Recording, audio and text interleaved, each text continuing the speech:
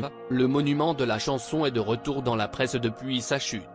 Cet terrible accident qui lui a valu une hémorragie cérébrale cliniquement significative et 4 jours de coma, ainsi que de lourdes séquelles qui le poussent à envisager tirer son ultime révérence.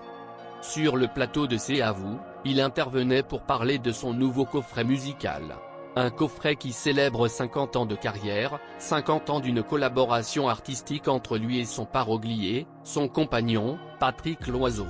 D'où le titre de noces d'or de ce coffret, impossible pour Anne-Elisabeth Lemoine de ne pas évoquer l'accident du 24 février dernier. Celui qui a fait retenir son souffle à tous les fans et à tous les proches de Dave.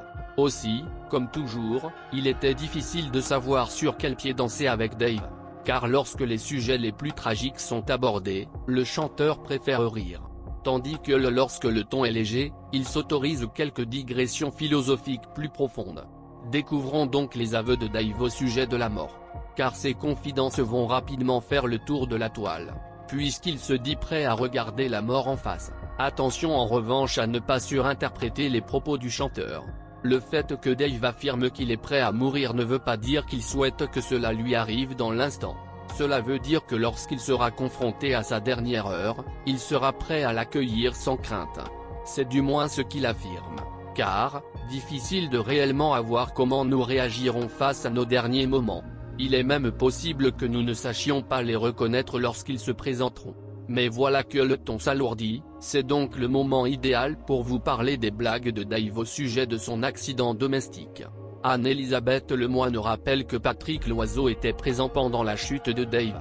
Le compagnon du chanteur a appelé les secours et c'est grâce à lui qu'il a pu rapidement être pris en charge. Ce jour-là, les pompiers ont découpé la chemise de l'artiste pour l'intuber et le transporter à l'hôpital. Pendant que les secouristes découpaient la chemise de Dave, celui-ci aurait dit qu'il était dommage de détruire une chemise de cachemire à 250 €. Ensuite, il aurait plaisanté en sortant du coma en indiquant qu'il aura fait des économies puisqu'il n'a rien mangé pendant qu'il dormait. Certains diront que c'est pour détendre l'atmosphère qu'il agit ainsi. Mais c'est aussi peut-être pour se détendre lui-même. Car en réalité, personne n'ignorait que Dave avait bien failli y rester. D'ailleurs, il doit s'accommoder de séquelles handicapantes au quotidien. Quand on vit ce que j'ai vécu, on n'a pas le droit de conduire pendant au moins 6 mois après l'accident, mais ce qui est plus grave c'est le problème d'équilibre. Quand je me lève, j'ai l'impression de tomber, disait Dave. Et ce n'est pas tout, je n'ai plus le goût ni l'odorat. Tout le monde pense que j'ai la Covid, mais non, c'est juste les effets de l'hémorragie cérébrale.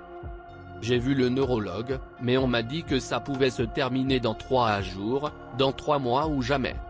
Détaillait le chanteur, en prenant en compte les séquelles du chanteur, son caractère blagueur sur les sujets graves et le fait qu'il soit revenu d'un tête-à-tête avec la faucheuse. Nous pourrons sans doute mieux appréhender les révélations qu'il faisait auprès de Télévision Mag, pour Le Figaro. En effet, la propension de Dave à l'autodérision souligne en réalité un caractère très sérieux. Il a tellement conscience de la gravité des choses qu'il ne peut se résoudre à ne pas tenter de les alléger. Les fans en conviendront, même Dave ne saurait totalement tourner en ridicule le fait qu'il ait failli mourir. Au contraire, cela lui permet de prendre plus facilement du recul sur le sujet. Et surtout de regarder en face le fait que la mort fasse pleinement et entièrement partie de la vie, qu'elle attend tout un chacun et qu'elle n'a pas à être ignorée.